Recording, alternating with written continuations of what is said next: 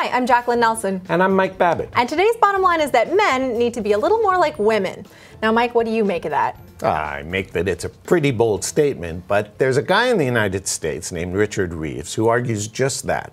He's a senior fellow at the Brookings Institute. He and a colleague just recently wrote an op-ed in a U.S. paper, and then he did a shorter version for Brookings. And what he says is that men need to adapt, or as he puts it, be left behind. And that goes from everything from their jobs to their home life, marriage, kids. I mean, social and economic forces are changing the way we think about masculinity and making some facets of it obsolete.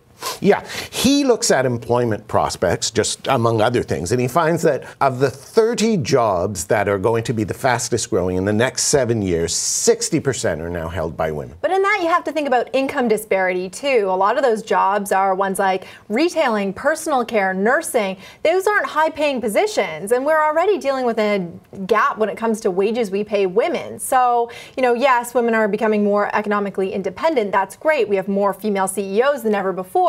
But we're still dealing with a wage gap issue there. You're absolutely right. A huge issue.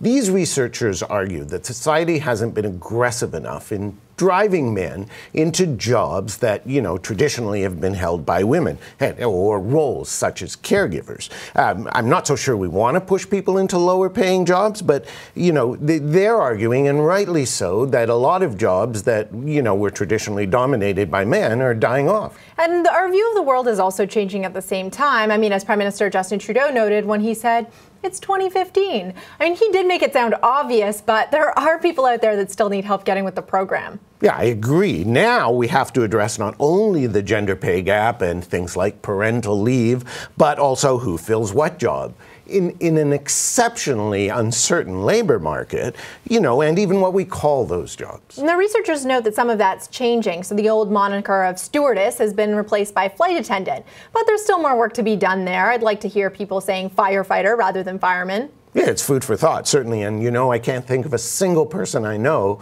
who doesn't want their daughter to have the same opportunity as their son. Now, if only we could fix men's whining, because, Mike, when a guy gets a cold, it sounds like they're dying. Oh, here we go. My wife's favorite saying. Oh, for God's sakes, Michael, try having a baby.